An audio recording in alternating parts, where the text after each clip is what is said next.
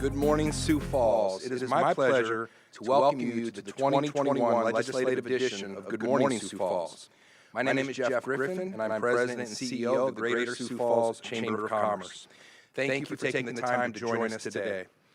Yesterday's tragic events in our nation's capital demonstrated us how ever important it is to be vigilant in fighting for our freedoms and in having proper and responsible leadership in our country, and that starts locally. It starts on the local level and the state level, and we're here to admire that today and celebrate that today with our partners in Pierre. And we send out our thoughts and prayers to our friends Senator Thune, Senator Rounds, and Congressman Dusty Johnson for the work they're doing to do our country's work. We're grateful for that. Similar to other events over the past 10 months or so, this year's event is a little less traditional. Instead of gathering as a community in person for breakfast and coffee, you are joining us virtually in the safety and warmth of your own home or office. We look forward to a day where we can gather again in person. In addition to the virtual presentation, you will notice the format for today's Good Morning Sioux Falls will be slightly different as well. Typically, we kick off the event by introducing new CEOs and managers, and we will look forward to doing that in the spring. Over the duration of this morning's event, we will have 5 panels who will have approximately 15 minutes to discuss their positions on issues important to Greater Sioux Falls. So with that, let's jump right into the program. I am honored to introduce our moderator for today's event, Bob Sutton. Bob began his current role as President and CEO of Avera Healthcare on June 18, 2020. He has more than 25 years of professional leadership experience, most recently as Avera's Executive Vice President of Human Resources. Bob has also served as President of the South Dakota Board of Regents and completed his term in 2019. Prior to his work in healthcare, Bob was the Executive Director for the South Dakota Community Foundation. Bob, thank you for taking the time to moderate today's event. The floor is yours. Thank you, Jeff. Good morning, and good morning, everyone. It's an honor to be here today as we start the legislative season in South Dakota. It's a big day. As a 25-plus year former resident of Pierre, I can tell you Central South Dakota is getting excited to see all legislators come to Pierre, spend a little bit of time, and make things very well in South Dakota as they do each year. The format today is relatively simple. We're going to do introductions, very brief introductions of each of the panelists, and then we're going to move directly into questions. Again, as Jeff mentioned, each panel is going to be limited to 15 total minutes. There will be timers, and so just want to make sure that the legislators are aware that you'll have up to about 3 minutes to answer your questions and then address anything else that you would like. So with that, let's get started with introductions. The first panel today are 3 legislators. Senator Larry Zickman from District 14. Senator Zickman is the Vice Chair of Retirement Laws, a member of Military and Veterans Affairs, and Commerce and Energy Committees. Senator Reynold Neseba, District 15. He's a member of Appropriations, Operations and Audit, Legislative Procedure, and Retirement Laws Committee. And last but certainly not least, Representative John Hanson from District 25. John is the Chair of the Judiciary Committee, Vice Chair of Legislative Procedure, and a member of House State Affairs. So let's get started. Senator Zickman, your dedication to addressing the needs and concerns of those in military service includes your work with the South Dakota Veterans Cemetery. What legislation will you be working on this year related to your work with veterans? Thank you, Bob. First of all, I want to welcome everybody, and I want to... There, you might just want your mic. And thank you. First of all, I want to welcome everybody, and I've been a member of the Chamber for over 20 years in some capacity now, and I want to thank our veterans and our military that are out there. I'm going to be working on several bills this year. One is, and most of them, of course, are attached to the cemetery. One is a department bill that will discuss and talk about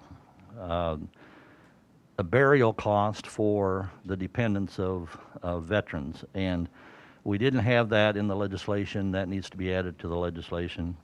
What it does is it states that a charge, a fee for the burial can be charged up to a certain amount. And that is a department bill, and I'm carrying that for the department. The approval of, I'm going to do a bill probably for the approval of spending the interest funds from the endowment fund that we have established. We have to raise by 2023 $3 million, and we need to put into law that we can use some of those interest funds to help raise some of those funds. So I'm going to probably do a bill on that. And then we're going to look at trying to seek one-time funds for the endowment fund. Like I said, we have to raise $3 million for that endowment fund. And so we want to try to raise, hopefully, enough money to take care of that so we can start getting interest in, drawing interest for the repair and maintenance of the cemetery. And then we're going to look at trying to get some funds for Slip Up Creek Road, which goes around the cemetery. That's going to be around $3 million. So those are just some of the, and also I might do another one on costs for burial guard units. We need to look at increasing their costs and giving money to them. But those are some of the bills on veterans bills that I'll be doing, along with supporting whatever comes along. I understand there's about 3 or 4 more different bills for veterans coming along. So I also serve on the Transportation Committee, and that's going to be an interesting committee too. So those are the bills, Mr. Sutton, that I'll be doing. Well, thank you, Senator. It sounds like you certainly have a busy session ahead of you, and you've been there before, and you know how these things work. So certainly that work on behalf of the Veterans Cemetery and the work that you do is important, and thank you for it. Senator Nessebar, your work in Pierre as an appropriator often relates to education. As a professor of economics at Augustana, you understand the need for an educated workforce in our state. How will your work in Pierre help improve funding for our workforce and the workforce of tomorrow? Great. Thank you for that question. Thank you for that question, Bob. You know, yesterday's announcement out at Southeast Tech was really great news for all of South Dakota. Being able to have money for the Dakota Core Scholarship for our tech schools, and the $50 million donation for the first premier needs-based scholarship is important, with a pledge for another $50 million. And then the governor made a request, which was great because it's the same request I made after her budget address, which was that if we're going to set $50 million aside, we should set that $50 million aside for a needs-based scholarship. Now, I was a little concerned yesterday that not all private colleges and tribal colleges were not included in that announcement, and so I'm hoping that we can work on that and broaden that to include all publics, nonprofit privates, and tribal colleges for needs-based scholarships, because that has been an ongoing need in South Dakota. So I do spend most of my time, Bob, on appropriations. I do have another dozen or so bills drafted, and maybe I'll just point out 3 of those. One of those I want to bring was a constituent bill from someone here in Sioux Falls, to be able to bring a bill forward that would allow municipalities that have a home rule charter to do ranked choice voting. Oftentimes in our mayoral and city council races, we have an election, nobody gets 50%, we have to do a runoff election a few weeks later. It costs cities additional funds to run that second election. This would be a permissive bill for cities that are interested to allow them to do ranked choice voting if they choose. So that'll be one of the bills I'll be bringing. A second one I'm going to be bringing is a Juneteenth holiday bill. This would create Juneteenth, June 19th, as Freedom Day, Independence. It's another holiday for us in the state in the month of June. It's a perfect time for us to be able to have to learn about our own history, to learn about the Emancipation Proclamation, and it's great for tourism, right? This would be, I can imagine this becoming an important holiday here in Minnehaha County as an opportunity for celebrations. And then finally, I started a conversation last year about body cameras. We're continuing to use more body cameras across the state in our police departments, and what we need is a summer study. We need to get all of the stakeholders around the table to be able to have legislation that will guide us when those cameras need to be on, when they need to be off, and under what conditions it becomes a public record. So thank you for that question, Bob. Great, thank you, Senator Nessebar. There's no question about the importance of the work that goes on in the Appropriations Committee, and anyone familiar with the process knows that it seems like that's a process that's happening separately from almost everything else that's going on in the Capitol, but actually it threads its way through everything else going through the Capitol. So thank you, Senator. Representative Hansen, you have spoken in support of good government being an open government on the campaign trail last year. As promised, you are working on an open government bill to require that meeting notices, agendas, and minutes be posted on one state website to make the information more readily available and accessible. Please tell us why you are working on this change and why you think it's important. Well, thank you, Bob, and thanks to the Sioux Falls Chamber for having us here this morning. I do believe that that open government is good government, and that we ought to do everything that we can do as a legislative body to ensure that the citizens of our state have the information so that they know exactly what their government is doing on their behalf. So I am working on a bill. It's a concept that I've been kicking around for a couple years, and it's been discussed among other groups in the past.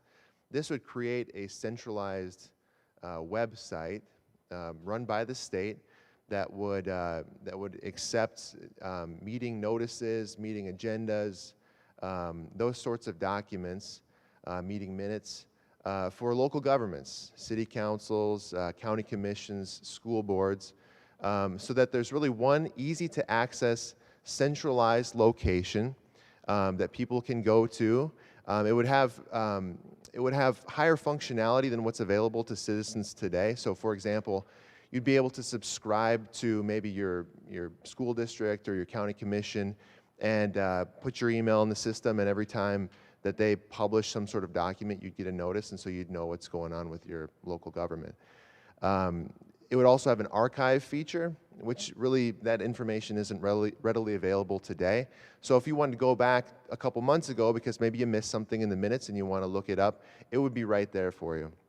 So I just think the more information that we can provide to citizens, the more accessible that we can make that information to people so that they know what's going on in their local government, the better. So I'm going to start that conversation this year through a bill, and I hope that my legislative colleagues will agree with me.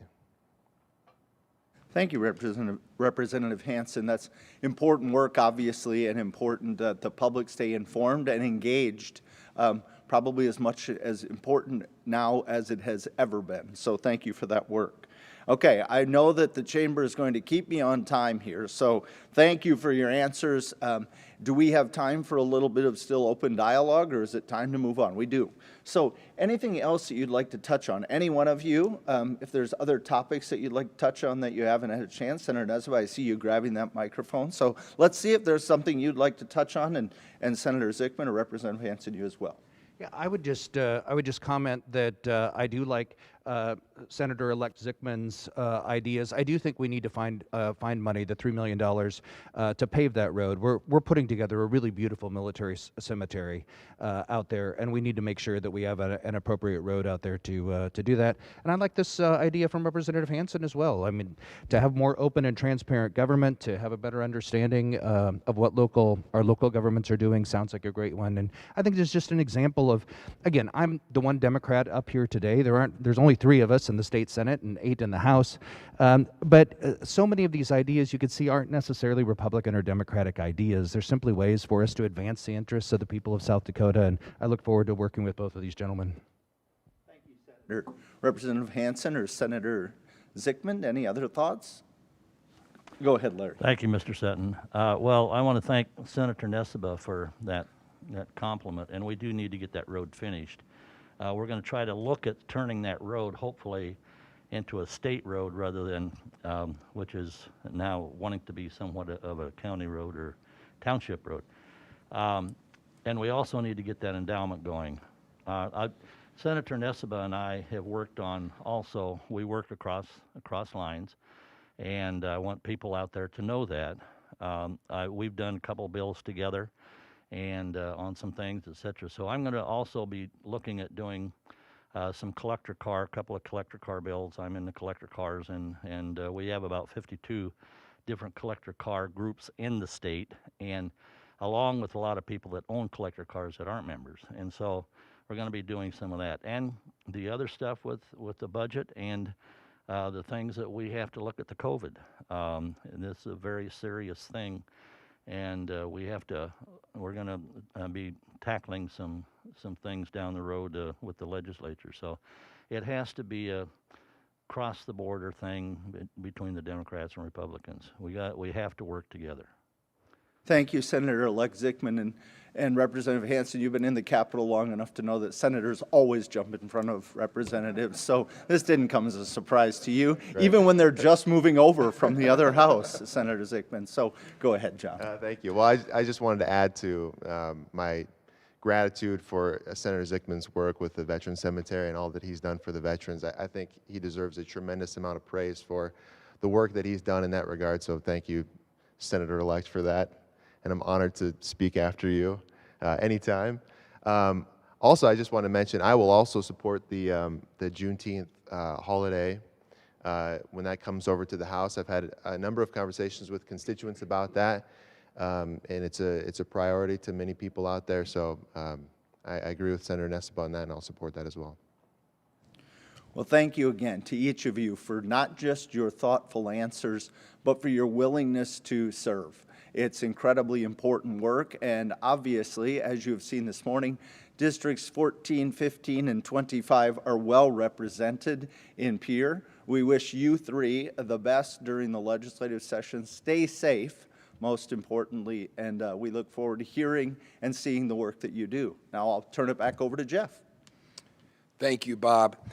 This is a good time during this transition to talk about a long-standing initiative, probably the longest-standing initiative of the Greater Sioux Falls Chamber of Commerce, which is advocating on behalf of our business community. The Chamber has an experienced and dedicated advocacy team that actively lobbies in Pierre during the legislative session, attends all City Council meetings, all County Commission meetings, and communicates our positions to our congressional delegation.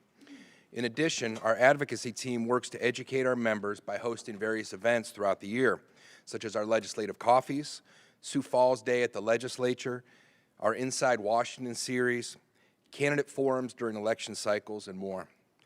We believe a politically educated and engaged community creates a strong and thriving community. Deborah Owen, our public policy director, will represent the interests of the Sioux Falls business community during our 2021 legislative session by serving as the Chamber's full-time lobbyist in Pierre. To guide our lobbying, the Chamber's Issues Management Council develops a legislative platform which is reviewed and approved by the Board of Directors. You can find this document on our website under the Advocacy tab. As we prepare for the 2021 legislative session, it is important to keep in mind that most of the impactful work done in Pierre is reported in our weekly Advocate newsletter. If you are not receiving the Advocate but would like to receive it, please let us know. To keep tabs on all legislation the Chamber is lobbying on, be sure to follow our bill tracker published each Friday during session. It can also be found on the Chamber's website under the Advocacy tab. It's so important that our business community has dedicated representation in Pierre because this tradition goes back, if you know me, you've heard me say this before and you're going to keep hearing me say it. Our country had volunteer groups of business and community leaders who gathered together for their best interest before we had a country. And it's important that we keep that independence from government and work with them for the best solutions for our neighborhoods, our businesses, our families, and our schools. And the Greater Sioux Falls Chamber of Commerce is here to support those efforts. So with that, it looks like our next panel is ready to go. Bob, the floor is yours. Thank you, Jeff. Yes, they're here. We're ready to go. This is a very efficient operation here. If this is anything like the Chamber, which we know it is, it's very, very well done. Keep paying your membership dues and get other people to join. Well, our next group today, 4 representatives. Representative Rhonda Milstead from District 9. Representative Milstead chairs the Commerce and Energy Committee and is also a member of the Transportation Committee. Representative Doug Barthel, District 10, a member of Judiciary and Local Government Committees. Representative Linda Duba from District 15, a member of the Appropriations Committee, Operations and Audit, and Retirement Laws Committees. And last but certainly not least, Representative David Anderson from District 16, a member of the Commerce and Energy and State Affairs Committees. Good morning to each of you. Representative Milstead, we'll start with you. Thank you for serving on the Mental Health Mental Health First Responders Task Force. It's important work.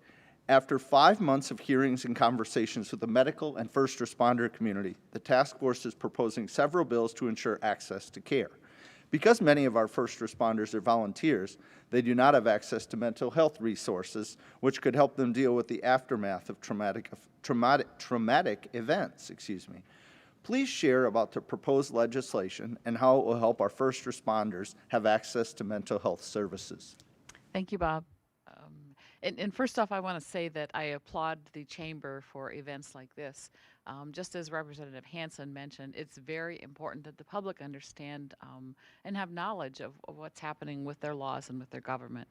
So you're taking this effort to inform people is fantastic. As far as the task force goes, we had 15 members on that task force. 8 of them were legislators. 7 of them were non-legislators, but they formed a great working partnership with us because they very much helped us to understand the needs, the culture of first responders, and some very realistic solutions as well, which is where those bills came from. A couple of them that I will touch on. We identified 4 tiers of traumatic mental health injuries to first responders. And we felt very strongly that within those first 2 tiers that we could mitigate a lot more in terms of their mental well-being. And so we have proposed a bill that will lay out grants for training for first responders. Peer support teams across the state and critical incident teams are critical to the mental well-being of our first responders. Getting in there after a traumatic event and addressing that event is key to solving those issues. And so the grant proposed would allow that training to happen. I heard from a first responder in the northern part of our state on Monday who said, if we would have had anything like this 20 years ago, alcoholism, divorce, and suicides would not be at the level that they are today. And we all know that traumatic incidents are increasing constantly. Another bill that I'd like to address is an insurance policy. We had an insurance company step up to the plate and offer a statewide plan for all of the volunteer first responders in our state, of which there are 8,500. I think that's a significant number that I don't think most of us realize.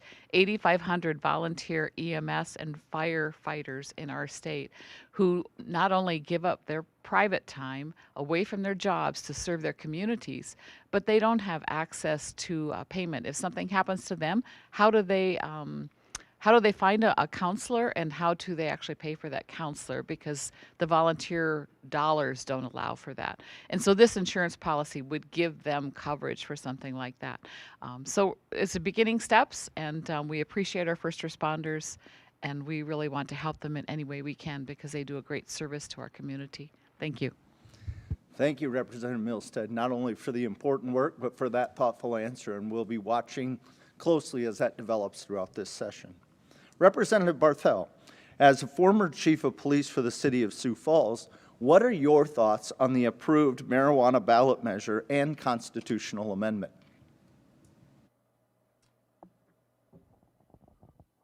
Well, first off, thank you to the Chamber for hosting. I always enjoy doing these and appreciate being a part of it. And thank you, Bob, for hosting as well. I do want to draw attention to your opening comments. You talked about how Central South Dakota is excited to see us come back. We'll see if they say that after 10 weeks of us, but we'll do our best to try and keep them happy. But I'll start out with I have no intention of trying to go against the will of the people. The voters approved marijuana both medically and recreationally with the 2 measures that were on the ballot. But I do have some concerns with it as we go forward, and so certainly I'm going to be watching that closely and make sure that we've got proper regulations in place so we don't end up with some of the issues that others have seen. I found it interesting a recent speech by the mayor of Colorado Springs talked about some of the issues that they've seen there, and it kind of foreshadows what we might be facing here. First off, the perception that youth would not, it wouldn't increase if it became legal. Well, the fact remains that because they know that it is legal, they see others doing it, they maybe even see their parents doing it, they found that their use of marijuana among the youth has actually gone up. And then the other part of the issue is, the edibles that, frankly, I think a lot of the kids are attracted to. In Colorado in 1995, the THC content of edibles is about 13%, and in only a few short years after that, when it was legalized, it's now over 55%. I don't believe there's a piece in our measure that passed that regulates that THC level. So that's certainly can be a dangerous thing and something that we'll want to watch closely. The other thing is the cost. I think there's a misperception that this is going to raise a lot of revenue. Well, sure, it's going to raise some tax dollars, but you've got to look at the other costs, the societal costs, the law enforcement, treatment costs, how it affects a whole host of things. So Colorado has found that it hasn't been a big windfall. They aren't making a lot of money on it because they've got all these other costs, whether it be homelessness and law enforcement costs. There was a national survey that was done on in the state and Colorado, and they found that heavy users of marijuana actually has gone up. Alcohol drinkers drink about one drink every 15 days. One in 15 alcohol drinkers have a drink a day, whereas 1 in 5 marijuana users use every day. And probably one of the more concerning statistics that I heard was the motor vehicle accidents. Prior to the marijuana being legal, about 6% involved marijuana usage when it was a fatal accident. Now over a fourth of their accidents are marijuana related. So certainly some things that I'll be watching closely as we work through the session. Thank you, Representative Barthel. Obviously, the people have spoken, and now it's really up to the legislature on how these types of things are going to be regulated going forward. So lots of people will be paying attention to that. Good morning, Representative Duba, and thank you for being here. This summer, you served on the Mental Health Services Task Force. Can you explain 2 initiatives from the task force, Text for Hope, and how funding for a virtual crisis team may improve South Dakota's mental health services? Thank you very much, Bob, and again, thank you to the Chamber for inviting us here. The format today is excellent, and it gives us an opportunity to speak to you and keeps us all in our own safe spots. So yes, I'd love to talk to you about, first of all, Text for Hope. Text for Hope is a program that is really focusing on both high school and now into middle school students.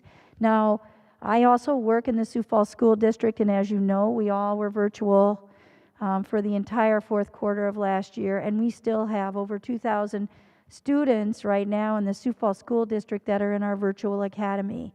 And with that comes the lack of social opportunity for those students to mix. And so there are times when children are isolated and or feel alone, and in this time of social distancing and a pandemic, the pressures that they may be feeling due to their parents' job loss or other concerns that they have, their anxiety can build.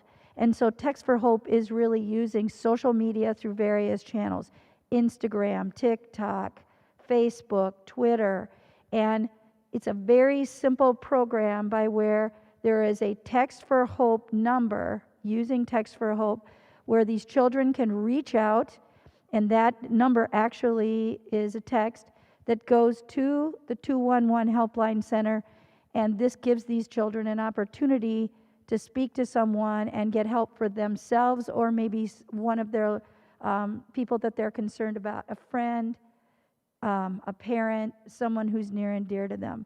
And in this time of real uncertainty in our country, this is going to be a critical program. Now, the Department of Social Services has got it in their budget. I'm going to help them carry that over the finish line.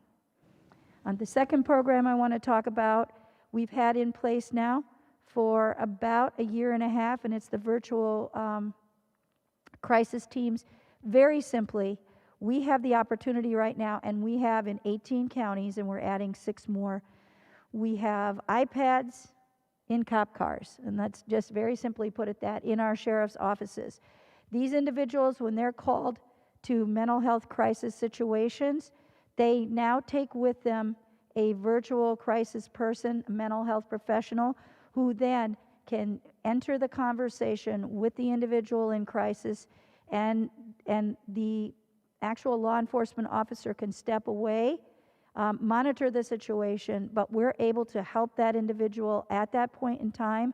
We're having great success here with these mental health crisis situations, where in 75% of the cases, the person is able to remain in their home, and we, within 24 hours, can get them the mental health resources that they need. Thank you. Thank you, Linda, for not just those answers, but that meaningful work. As someone who works in healthcare, the need for mental and behavioral health services is only increasing during this time, this extraordinary time. The mobile crisis teams are difference makers, and though being able to do those assessments in those law enforcement vehicles makes a difference when we're talking about facilities that are hundreds of miles away from where many people live in South Dakota. So thank you for that work, and that program is showing some very, very good results. Representative Anderson, this summer and fall, you have been busy working with business interest groups to sponsor a COVID-19 liability protection bill. This is important work to the Greater Sioux Falls Chamber, and we appreciate your work on this legislation. Can you walk through the highlights of this important piece of legislation? Sure. Thanks, Bob. Welcome to all of you watching online this morning. We started talking about this, really a few conversations, even right at the end of session last year, because we could see how this was going to play out, and weren't able to get anything put together at that time, but shortly thereafter started visiting with different groups. It's certainly been a business group concern. It's a concern for school districts. It's a concern for counties, really all levels of government, nonprofit organizations. And so there's been a wide range of people involved in the discussion and the development of a bill.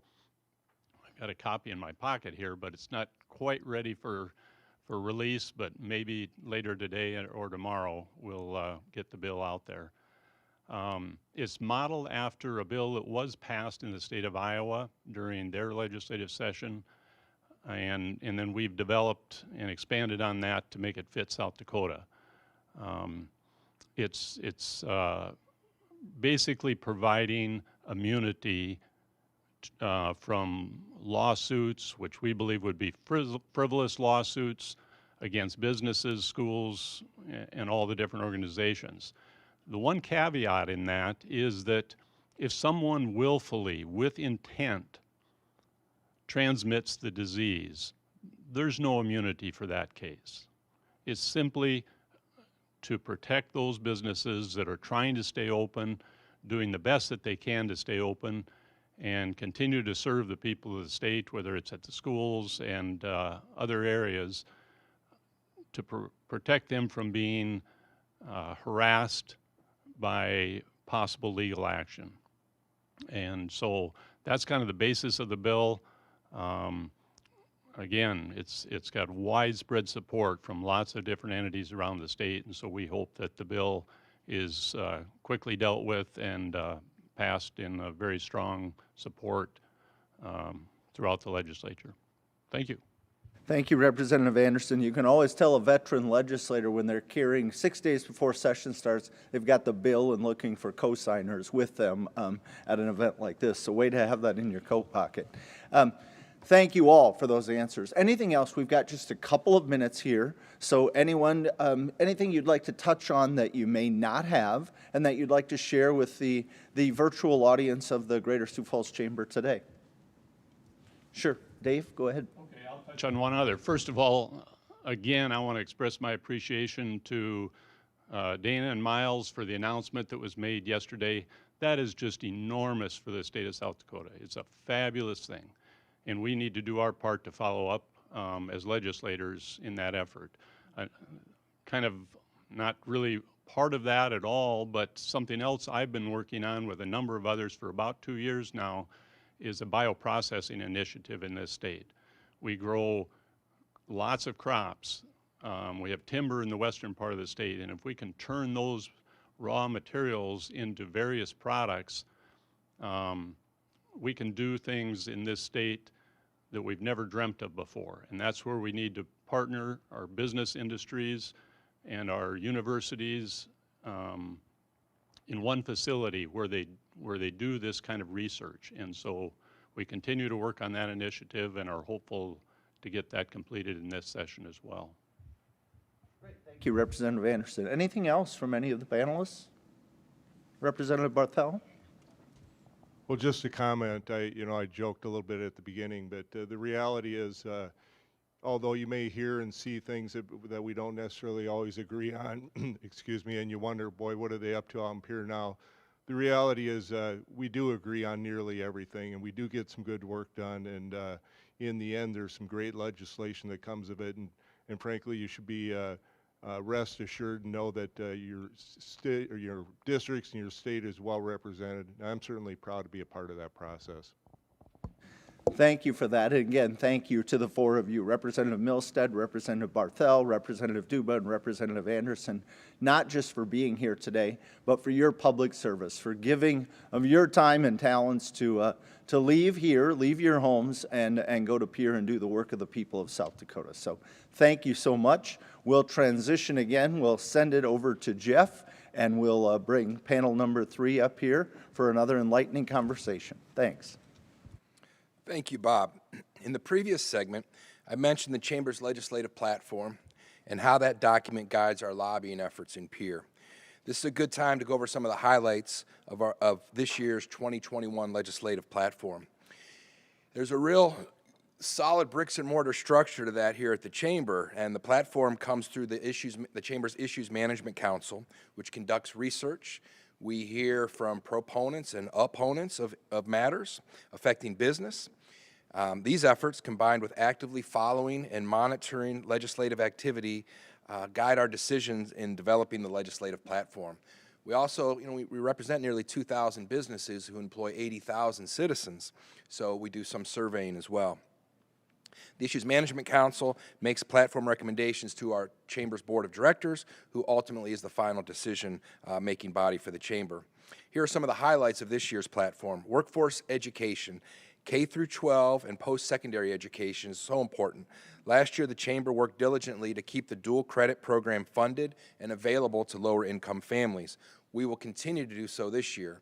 As has been mentioned, yesterday's announcement from our Chamber board member Miles Beacom, coincidentally, and Dana, along with Governor Noem, of funding a needs-based scholarship program for children in South Dakota is very important to our workforce development.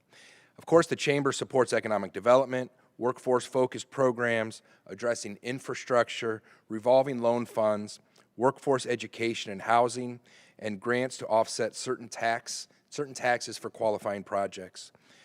The Chamber believes our economy is best served by allowing free and open competition in the marketplace in an environment that encourages business development and expansion.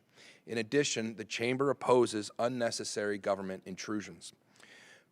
In regards to diversity, inclusion, and equity, the Chamber recognizes the growing diversity in our state's population, and we embrace the opportunities of this diversity that provides cultural and talent-rich community.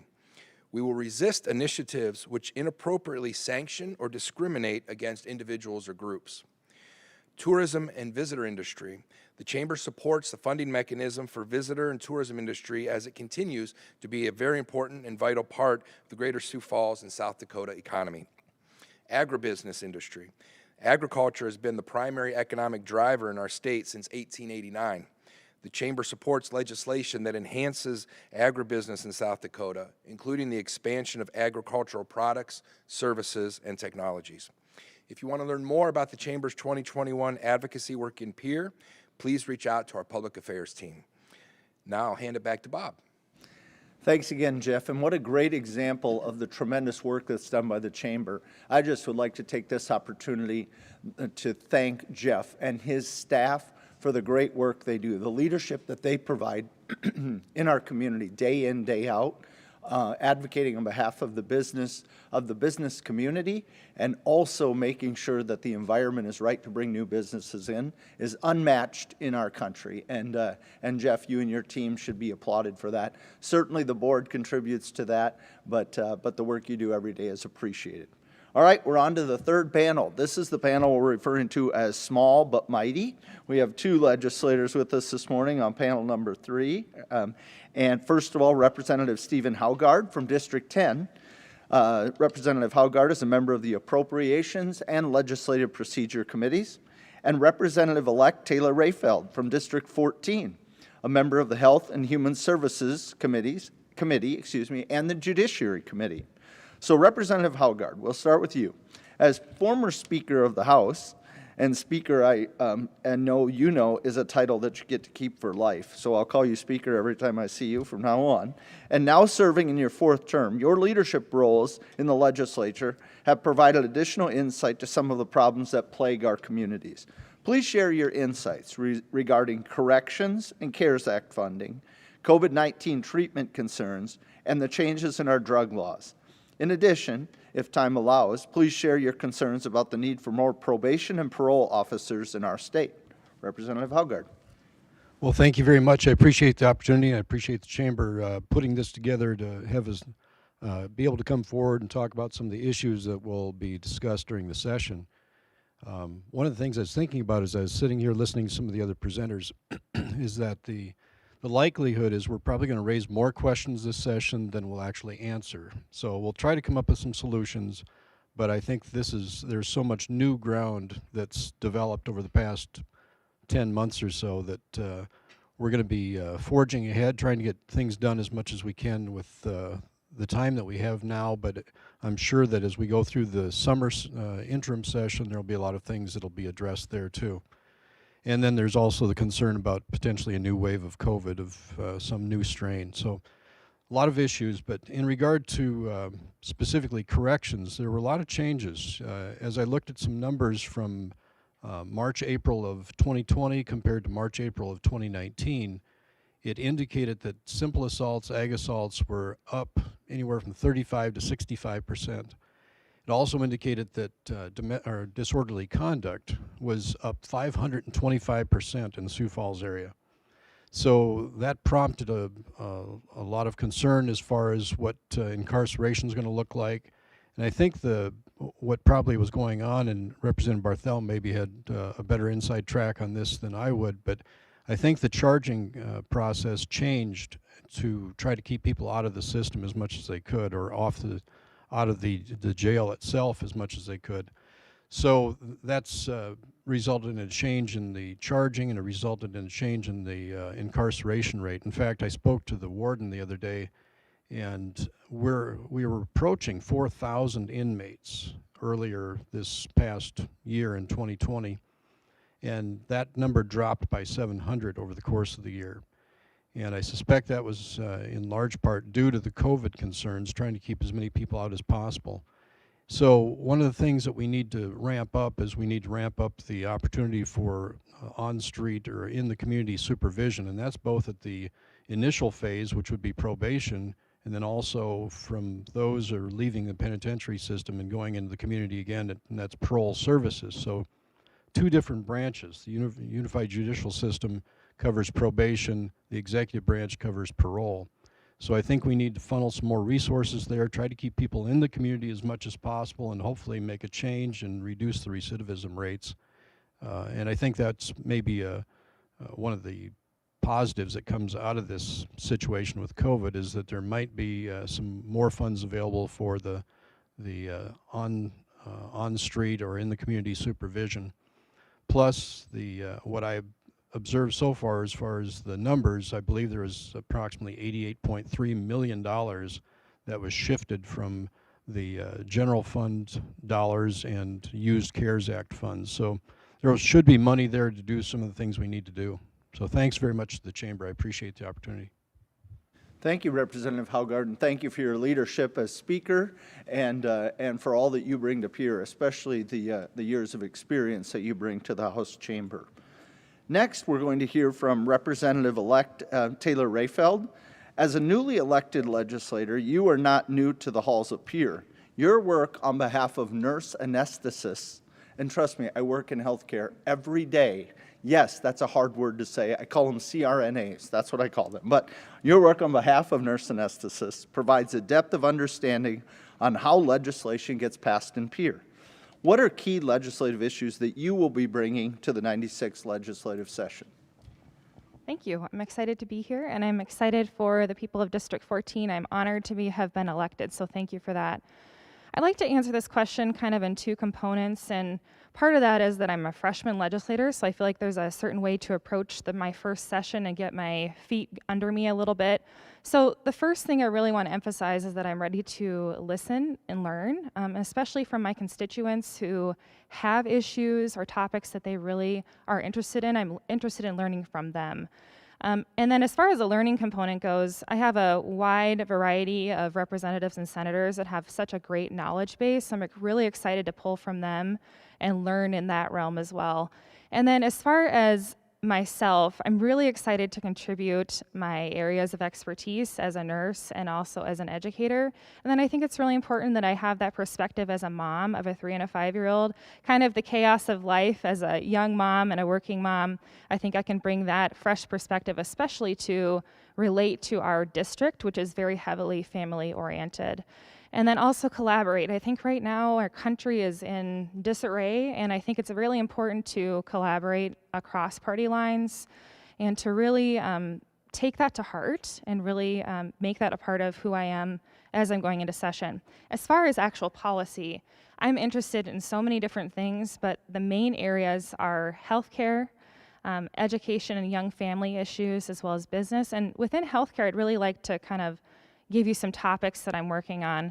Mental health is definitely a big area. We're doing a lot of things right in South Dakota with mental health, but I think there's a lot of areas that we can improve on. Long-term care, I am concerned about the ability of our, especially rural communities, to keep their long-term care facilities open. I think we need to enable them to be able to do that. And then, of course, licensing definitely is an issue that I'm interested in, as that's what I worked on this last legislative session with nurse anesthetists. And if you're ever wondering how to pronounce nurse anesthetist, you can say anesthetist. That's the easiest way to say it. It actually ends up coming out right. But we actually worked on a licensing bill, and there's still some licensing issues in our state in regards to not just APRNs or advanced practice registered nurses, but kind of mental health has some issues. There's also some other areas that I think that we could improve on. And then as far as education, young family goes, we have really some issues, I think, in regards to daycare and accessibility to daycare in urban communities. Daycare is incredibly expensive. Young families are having a hard time figuring out how to support themselves while working in a dual income families. And so I intend to concentrate on that issue as well, especially being my husband and I are both nurses and understand what that is to have dual income families and dual people working within the households. Otherwise, with business, I am a small business owner, so business is very important to me. I have a lot to learn in the business area, but I'm also really, really excited that I have that perspective and the ability to understand that we need to enable our businesses to be successful, keep our taxes low, and have reasonable regulations. Thank you, Representative Rayfeld, and I get the pleasure and privilege of learning every day from nurses. Now I'm learning how to pronounce words from them, so thank you for that, and congratulations. I am a resident of District 14, and I actually have all 3 of my legislators in the room today, so it's nice to see all of you, and I'll tell you all of my problems and issues as soon as this panel is over. Representative Haugard, we have a few minutes here, and just what are you hearing from constituents? What are things that are going to come up in Pierre that you think we're going to see this year from the people in District 10 or in your past role as Speaker, which is obviously a statewide responsibility? What are you hearing? What do you think is going to surface while we have a couple of extra minutes today? Well, I think the biggest concern is probably the ongoing business issues that were the result of the shutdown, which was nationwide and even statewide. So there are plenty of businesses out there that could benefit from those grants or the loans, whichever form they might take. And we needed to get that money out the door, and it's been a little bit delayed. So we need to work on that. We need to see if there's some way that there can be a reopening of those applications, or if there's those that have applied that have not been approved, if there is just glitches there that need to be addressed. I think that's one of the bigger things that we need to take a look at. The CARES Act funds were really intended to help the citizens and businesses. It was not a focus that it should be for state or local government. And so we need to get past the idea that we're going to hold this money. We need to get it out the door if we're going to use it. And for the money that has been appropriated, we should find again, appropriate places for that to go. It shouldn't just be consumed for the sake of it being there and potentially available. But we need to comply with the CARES Act mandates or protocols and requirements. So that's probably the biggest issue I think that we're going to take a look at. Thank you, Representative Haugard. There's no question that those dollars getting put to use and into use in the economy as quickly as possible is critical, and we appreciate all the efforts on that that have been done to date. Representative Rayfeld, anything in the last minute here maybe that you might have that you'd like to share that you haven't already? Well, COVID-19 has definitely been an area that I've been interested in and been very involved with as far as being an educator and having to understand the impacts of that on education, every impact that it has. And I think that it's important as we go forward to continue to concentrate on ways to keep ourselves safe. And I plan to really approach that with integrity, I guess is the best word that I can say. I'm excited to get my second dose of my vaccine today, so I'll be letting everyone know how that goes, and that's about all I have to say. Thank you very much. It is an important day, actually. There are lots of people who are going to get that second dose this sometime throughout the next couple of days, and that's a great move forward. There's no doubt about it. So thank you. Thank you, Representative Haugard. Thank you, Representative-elect Rayfeld. The people, again, of District 10 and District 14 are in good hands with these leaders in the legislature. We'll transition to the next panel. I'll turn it over to Jeff. Jeff, we're 3 out of 5 done. We're on the downhill slope. All right, I was just checking the online presence, so thank you guys. We have a nice crowd watching from home or their office, and we appreciate that. I was appreciative Representative Haugard mentioned the CARES Act dollars and getting those into businesses' hands. We've been working very closely with small businesses, and there are some hurdles with that because it's well-intentioned on the federal level, but to get those dollars flowing through the state and into the marketplace, there's been some hurdles to get through. We're appreciative of the legislature's efforts to help simplify that for us, and Governor Noem's office for being responsive as well. But if you're struggling with that, please make sure you're reaching out to the Chamber of Commerce, and we can help connect you with the right people. As I already covered, each year the interests of our business community are well represented in Pierre by our public policy team. Though the Chamber has a history of excellence advocating in Pierre, 2020 was an especially remarkable year, and here are a few of the highlights. I'll start with a general overview and then highlight specific legislation victories. Of the 26 bills the Chamber actively supported, 23 were signed into law for an impressive 88% pass rate. Of the 11 bills the Chamber actively opposed, all 11 failed, 100%. In total, when the Chamber advocated on a certain bill, we won 92% of the time. Let us now highlight a few of the key bill victories. The Chamber led the effort to get Senate Bill 70, also known as the Spanish Driver's License Bill, passed from day one. This important workforce bill was signed into law by Governor Noem. Senate Bill 144 would have restricted the successful dual credit program for high schoolers that helps them transition into the workforce or higher education. The Chamber opposed this bill, and it ultimately failed. The Chamber supported House Bill 1008, which was an economic development bill that legalized industrial hemp. This bill helps expand our state's agribusiness sector. Other key victories involved House Bill 1057, House Bill 1100, House Bill 1235, Senate Bill 40, Senate Bill 72, Senate Bill 157, and Senate Bill 170. And for those of you that worked on those issues with us as members of the Chamber of Commerce, you know the heavy lift that goes in to that effort. And that lifting begins with events like this and the relationships we value with our elected officials. Whether they're in agreement with us or disagreement with us, we keep those open channels of communication. So we look forward to another successful year advocating on behalf of the business community. To stay updated on what is happening in Pierre, please keep an eye out for our weekly policy newsletter, The Chamber Advocate, our Chamber Bill Tracker, which is updated on our site weekly, and our monthly magazine, Chamber News. If you have any questions about certain legislation or want our public policy team to consider advocating for or against a bill, please reach out to Deborah Owen or Justin Bentas or, of course, myself. So with that, Bob, I'll turn the floor back over to you. Thanks again, Jeff, and thank you again sincerely for all the work the Chamber does to keep us as members informed. You heard about the bill tracker. Pay attention to that. Read the advocacy report. Find out what's going on in Pierre. Be engaged in this process. This is a citizen legislature, and without us as business leaders being involved and engaged, it quite frankly doesn't function as well. So don't be afraid to touch base with your legislators. One thing about the Sioux Falls Chamber is, in my 20-plus years in Pierre and in the Capitol during the session, Sioux Falls Day is a big day. Now this year there may be changes to how many people show up in the Capitol and on what days and what those look like, but that doesn't mean you can't still be engaged in the process. It doesn't mean you still can't reach out to your legislators via email. You can leave messages. They get lots of messages. There's no question about it. I know they read them all. You can also attend legislative coffees, attend Cracker Barrels when your legislators are back in your districts on weekends and other times during sessions. So all of those things the Chamber facilitates and facilitates extremely well. So our next group, panel number 4, we're going to introduce brief introductions again and then go right into questions. First, Representative Aaron Healy from District 14. Representative Healy is a member of the Education, Health and Human Services, and Legislative Procedure Committees.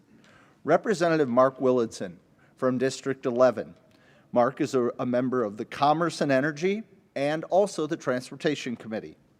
Representative-elect Richard Thomason from District 13, a member of the Local Government Committee and the Taxation Committee. And Representative Jim Bolin, District 16, Chair of Retirement Laws and a member of Education, Local Government, and State Affairs Committees. Welcome and good morning to all of you. Congratulations, Representative-elect Thomason, on the election. Representative Healy, you have been a tireless advocate for education in our state. The business community, including the Chamber, has supported your efforts with early learning in previous sessions. Please share with us your work related to early learning and higher education tuition programs for individuals with disabilities. If time allows, please also share your work in the arena of women's health issues as well. Well, thank you. Yes, so I'm so happy that Representative-elect Ray Felt addressed this issue during her time, stating that childcare is really difficult to find and it's very expensive in South Dakota. And we're seeing that in Sioux Falls too. Well, early learning is in the same boat as well. And so what we need to do is focus on early learners and how we can give everybody access to early learning opportunities in our state. Last year and the year before, I introduced a bill that would create an early learning child advisory council. And what this would have done would have created a board to really invest time into early learning and to understand the tools necessary in South Dakota to get more kids involved in programs, whether that would be at home or in an actual facility or even in our public school districts. Unfortunately, the bill did fail, but I think the silver lining is that we can use this opportunity to really inform our citizens of the state of South Dakota as to why early learning is so important to everybody. It really helps us develop a really good workforce. It helps parents who are both active in their own job, and it really keeps kids safe and gets them prepared for kindergarten.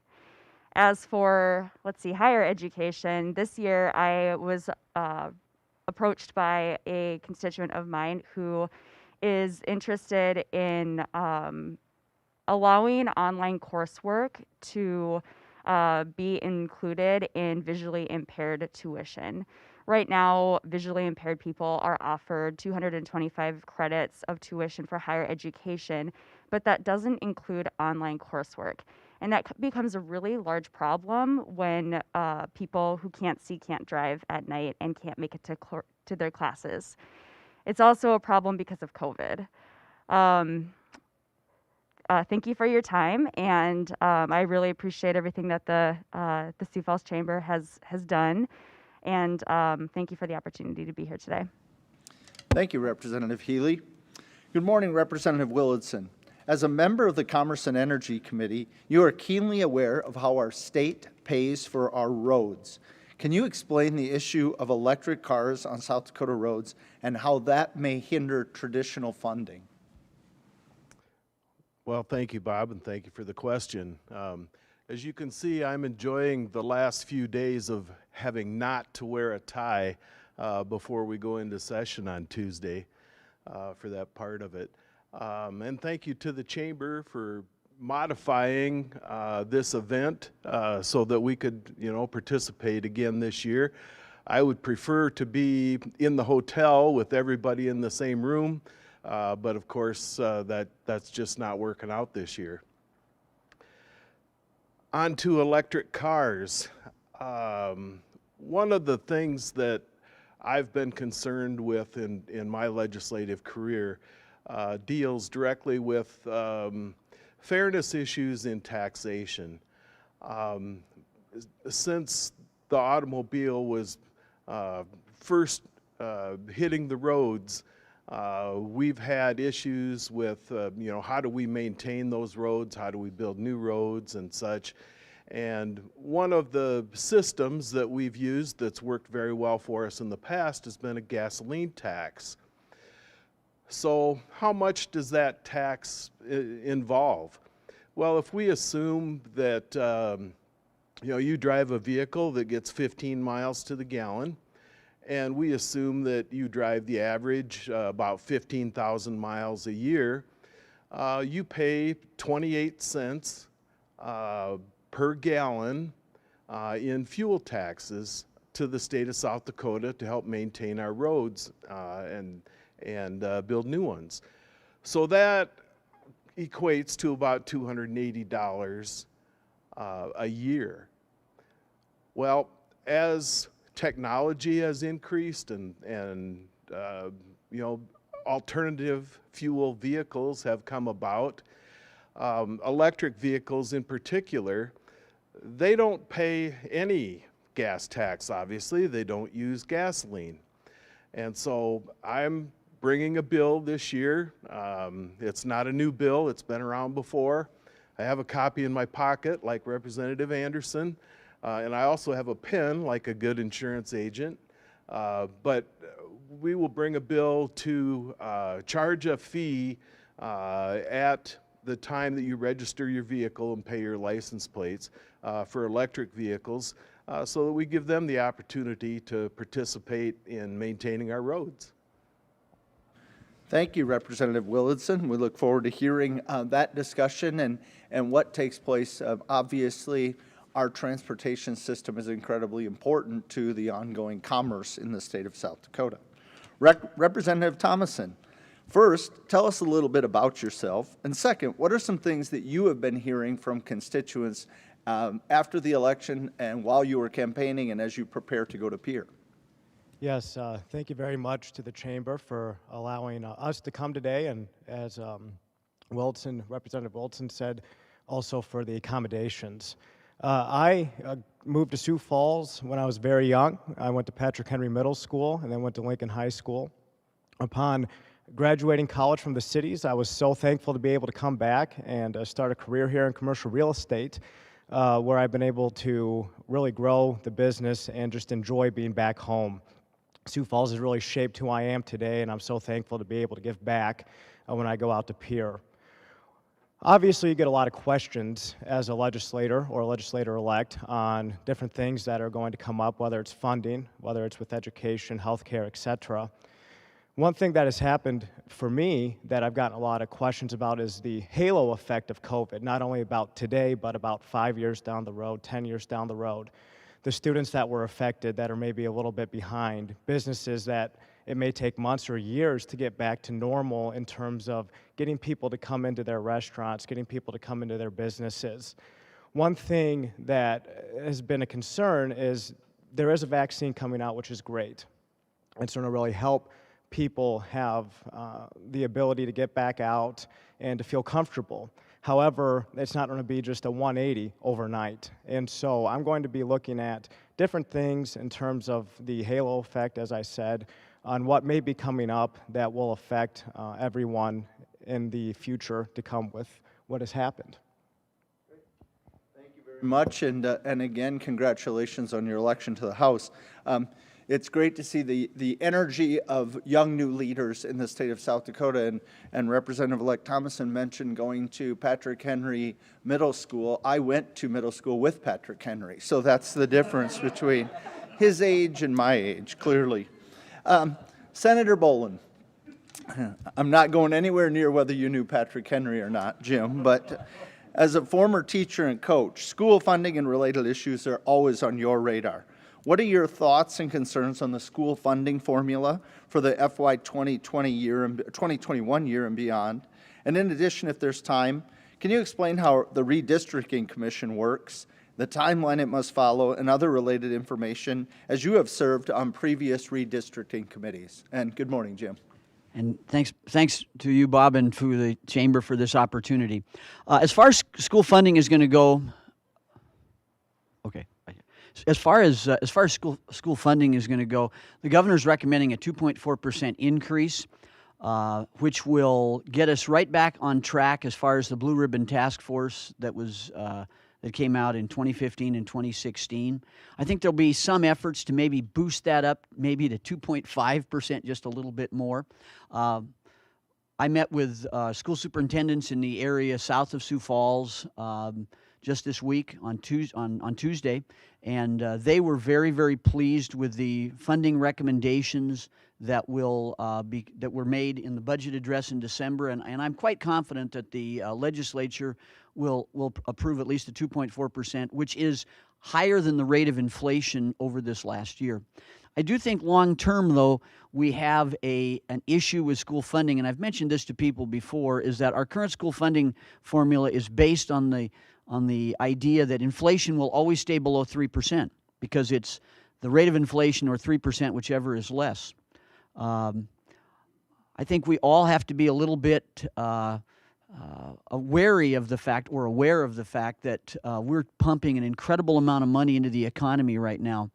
And people that I've talked to who know more about economics than I do are genuinely concerned about the inflation genie getting out of the bottle, which we experienced in the 1970s. And if that ever happens, and if we ever have a situation where we have an inflation rate greater than 3% per year, it's going to be a major, major issue for schools in the state. You know, Bill Janklow changed the formula back in 1995, and since that time, I believe we've only had 2 years where the rate of inflation was just slightly above 3%.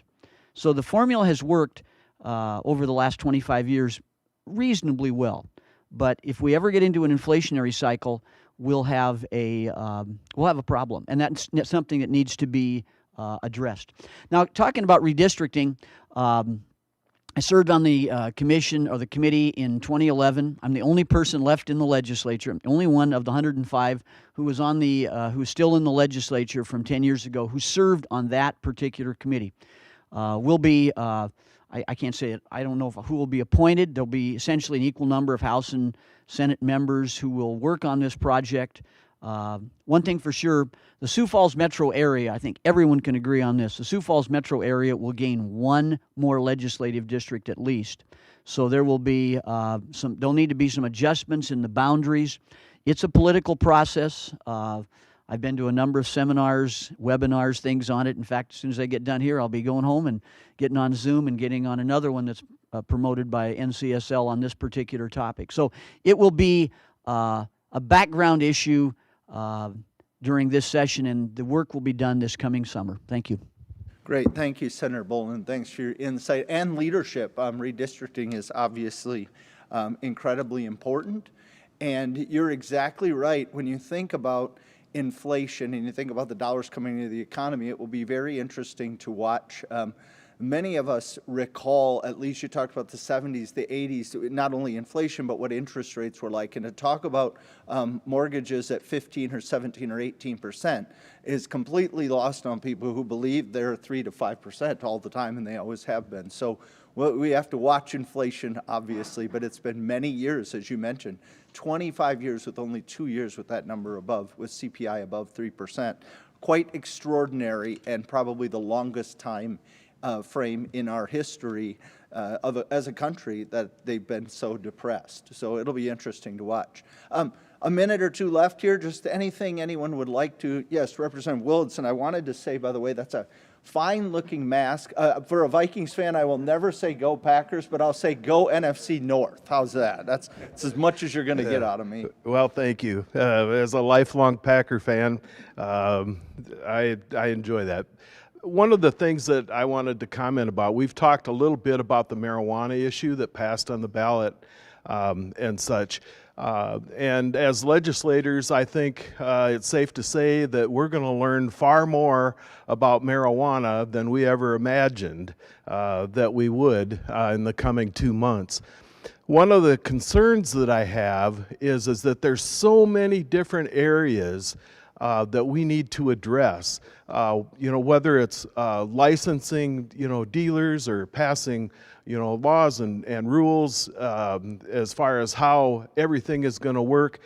That I'm concerned that of our ability to get that done in 37 days. Now, keep in mind, our system is very efficient, and it's designed to be that way, and it does work very well. It's just with the magnitude of things that we're going to have to address with these issues, I'm hesitant about if we're going to be able to get that done in the short time that we're in Pierre. I visited with the Secretary of the Department of Revenue, Mr. Terwilliger, and expressed those concerns, and he echoed many of them. And his department is working on them as we speak. With the various things that we're going to need to address. But I would ask for patience from the public, because this is going to take a while. If we're not able to get everything done in the 37 days that we've got scheduled, I believe it would call for a special session that we would need to set up so that we can complete that work. As you know, these laws are going to go into effect on July 1st. So I would just, ask for patience and ask for guidance. Please, email us if you've got concerns on these issues. We do want to hear from you. So thank you, Bob. Thank you, Representative Willardson. Anything else? Representative Healy, Representative Thomason, or Senator Bolin? I'll speak up really quick. During the headlights moment, the 1 minute sign went up and I was like, oh, we're moving on.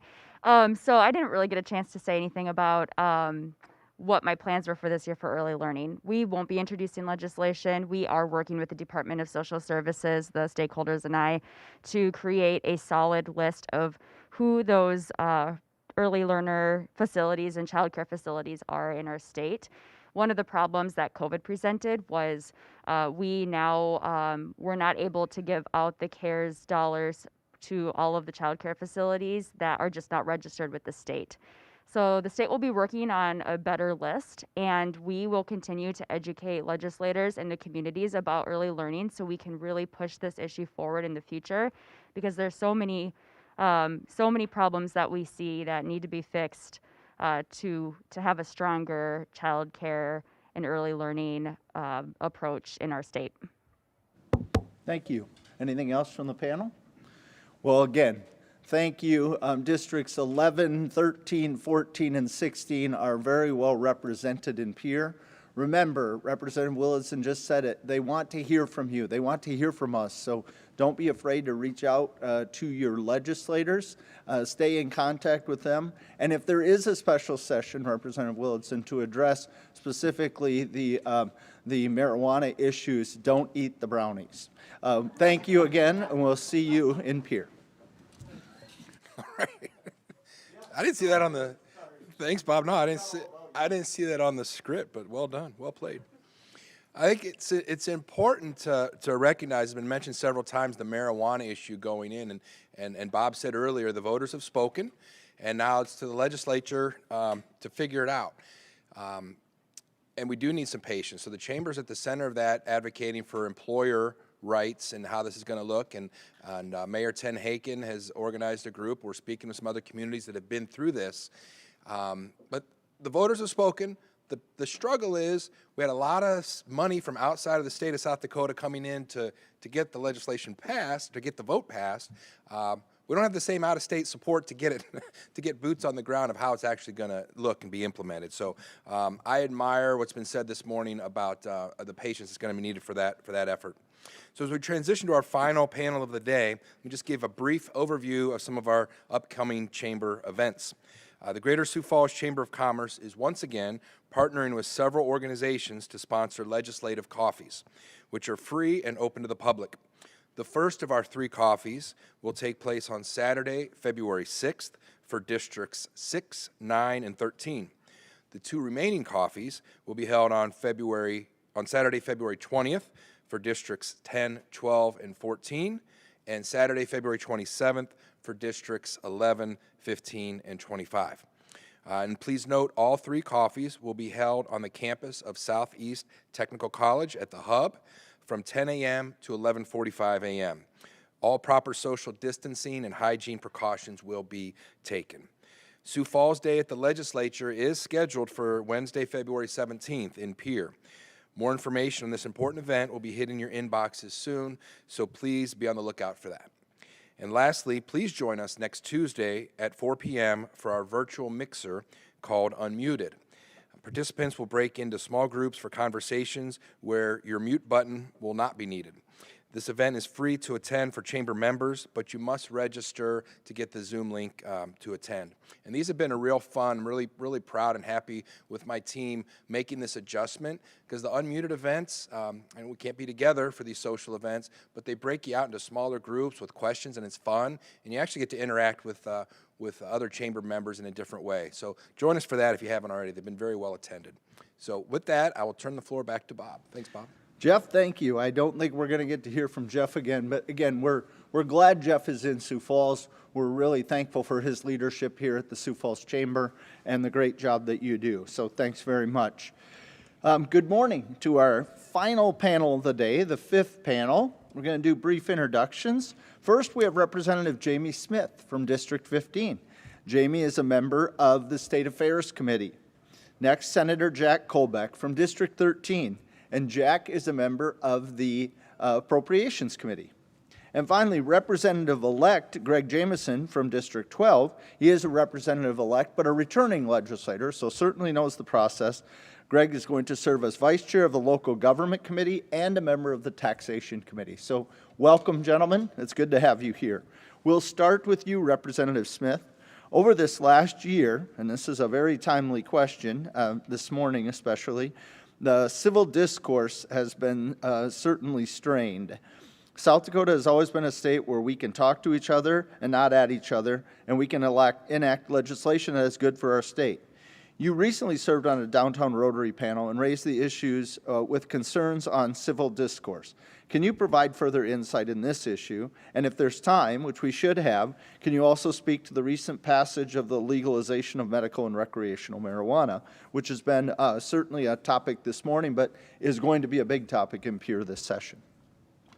Yeah, thank you very much, Bob. And, you know, thank you for the opportunity, and thank you to the Chamber. This event each year is kind of a kickstarter to the legislative session, and it brings us all back together with our colleagues. And we, you know, at least I know for myself, it gets me excited for going to Pierre and doing the work of the people.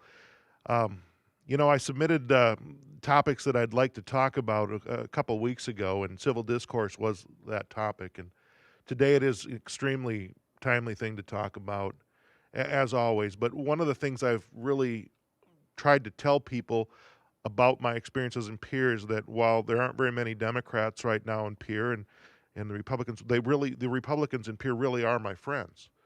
And we enjoy each other. We work hard. We disagree vehemently with one another on certain issues. But you can disagree with people without being disagreeable. And we need to keep that in South Dakota. We've seen what's happened in our country, and it's reprehensible. What happened yesterday at the Capitol should never have happened. Should never have happened. And what we can do in South Dakota is continue to understand that the people I work with in Pierre are my friends, they're my neighbors. Our kids go to school together, they play on the same ball teams together. You know, that is important. You know, and one of the things that is a benefit to us in Pierre is that we all go there and we all live in the same community away from where we normally live. And I think that helps us build relationships. You know, and it is about relationships. So the Chamber does a great job of networking and building those relationships for people in our community. But I want the Chamber to know that that is how a great majority of your leaders in South Dakota approach this job. And as the leader of my caucus, respect is the first thing that we talk about. And I just don't want to lose that in the state of South Dakota. So I implore my colleagues across the aisle to continue to work on this, and we will do it because of that we can all be better. It was very disturbing during the last election cycle that I did see some of the national rhetoric coming into the people that I was talking to, going door to door, things that happened to my own family going door to door, and the things that get posted online or the things that were even said about me. You know, at the end of the day, we all love our kids, we all love our mom and dads, and we all want to do what's best for the state of South Dakota. Now, Bob, you asked about marijuana. Medical passed by a great margin, and the recreational passed with 54% of the vote. And as was stated earlier, the money may have come in to pass those, and we don't necessarily have everything in place to do something with that, but we got to remember what the will of the people is. And our job is to go there and make sure that these laws are implemented in a responsible manner. Thank you. Thank you, Representative Smith. Senator Colbeck is a member of the Appropriations Committee. Jack, could you speak to us today about your concerns on of how CFR funding, the expenditure of one-time funds in the proposed budget, along with balancing dollars to help address COVID concerns such as unemployment, all of those things kind of wrapped into one topic, and how you're going to deal with that. And then if there's time, talk a little bit about your concerns with election laws. So that's it, and you'll get a sign that says you have 1 minute left, way quicker than you think. How's that? Well, good morning, everybody, and thank you, Chamber, for inviting us up here today. And I just want to comment on Representative Smith's comments.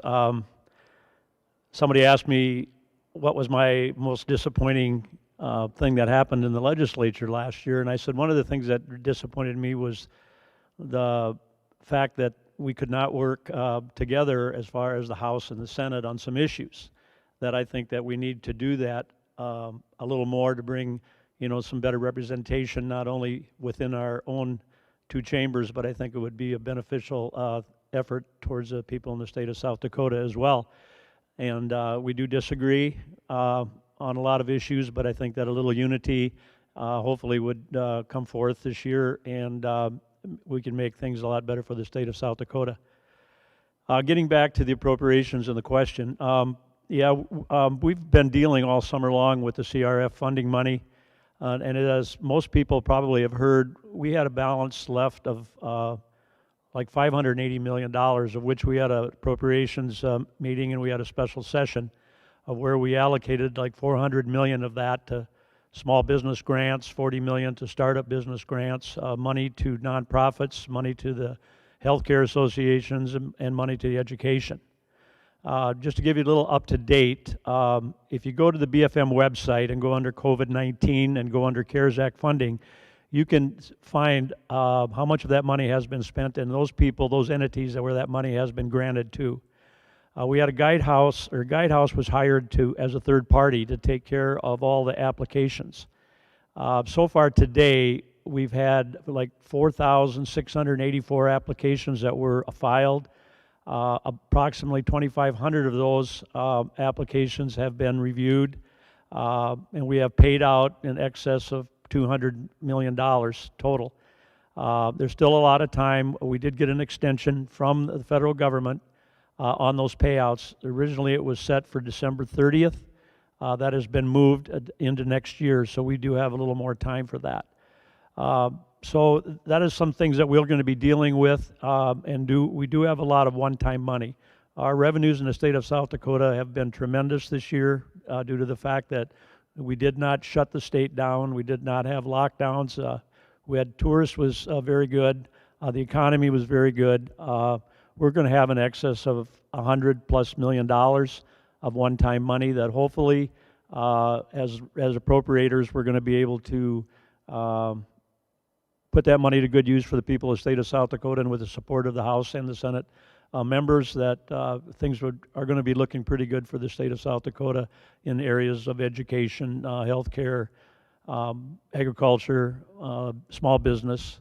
So with those things, we're going to be working on marijuana will be a big issue in the appropriations, as you all know, and you've heard enough about that today, Bob. So I won't talk any more on that. So thank you, and please contact us, contact me, come out to Pier, say hello. We enjoy seeing our constituents and our people here in Sioux Falls. Thank you. Yeah, thank you, Senator Colbeck. There's no question about accessibility of our legislators. Any of you are familiar with legislatures from other states. You go through staff, and you go through this, and you go through that, and you hopefully at some time get to see a legislator. I just heard Senator Colbeck on the radio about 3 days ago, or last week, whenever it was, giving out his cell number for you to call on the radio. So talk about an accessible citizen legislature. When you put I don't put my cell phone number out on the radio, so but Senator Colbeck does, so good for him. Representative-elect Jamison, congratulations again on returning to Pier. As a returning legislator and a former city council member here in Sioux Falls, your experience provides unique insights of the impact on local communities, pretty specific with the legalization of recreational and medicinal marijuana. Please explain the challenge from the perspective of local government entities. In addition, if time allows, share your thoughts on the funding needs for county government, such as an alcohol tax or the problem of double taxation on public projects. Sure. Well, thank you, Bob, and thank you, Chamber, for having me today. Yes, I'm a returning legislator, but it's still a new process to me. Everything has become paperless now, and that's all new to me, and there's some exciting aspects to that are different, but I'm looking forward to getting back there. You know, we've talked a lot about marijuana, and I know others have today, and that seems to be the hot topic. It was for me while I was running for office. Everybody wanted to know about it. As a guy who was on the city council for 8 years, you start to think about, well, how does that impact local government? And not just municipalities like Sioux Falls, but counties and townships and other things all over the state. And the connection really is that the marijuana legalization is going to bring a whole new industry to commerce in our community. What used to be under the table and illicit and illegal, for sure, is now becoming legal. And there's going to be business opportunities for individuals all over our state, whether you're growing it, selling it, testing it, regulating it. All those things are going to create opportunities. And for me, there's just an interest in understanding how all this blends into the state's constitution, because it was a constitutional amendment, so it impacts everybody and the state equally across the border, all across the borders of municipalities and counties. And so the interest is, well, how do those local municipalities and governmental bodies interface with that? And there's a lot of language that's written in the amendment that allows for local bodies to become involved. They can regulate the locations where these marijuana can be sold, the time, individuals who are selling it, just some other rules and regulations, let alone the tax revenues that could come in on the sale of that. So as I see it today, there's a lot of ways for the local government to participate in its implementation within the state. There's opportunities for everybody to be involved, whether you're somebody who's purchasing it, somebody who is testing it, or distributing it, transporting it, lots of different ways. And Bob, I know you talked about some other issues regarding local government, and I'm just privileged to be a vice chair of local government. I'm just excited about local government, but there are some other issues that are facing coming up regarding double taxation issues. We're also serve on tax, and there's a lot of questions there. There's raising revenues for counties regarding the sale of liquor. And the connection there is really that the counties are the ones who are charged with handling all these issues when people are arrested. And just like marijuana, the same thing's going to happen with the counties and the municipalities. There needs to be some back and forth and or allowance for those local governments to receive revenues and to participate in this process, because then at the end of the day, they'll be regulating it. So a lot of connections to marijuana, and it seems to be the hot topic, but it was for me during the election as well. Yeah, thank you, Representative Jameson. I think that's a very important point. In all the years that I spent around here and listening, just the discussion about county funding and how we fund county government today based on the responsibilities that county governments have, especially in law enforcement, has always been a topic of great interest. And certainly as a member of the local government committee and the taxation committee, it will be certainly right in your wheelhouse. So we'll look for you for your leadership and guidance on that, and certainly chamber members need to weigh in. We've got a couple of minutes here. Thank you all for your answers. Anything you'd like to touch on, Representative Smith or Senator Colbeck, Representative Jameson? Just a quick minute or two just that you might have. We'll start with you, Senator Colbeck. To stay in the spirit of senators get to go first. So, thank you. Appreciate that. We're all equal.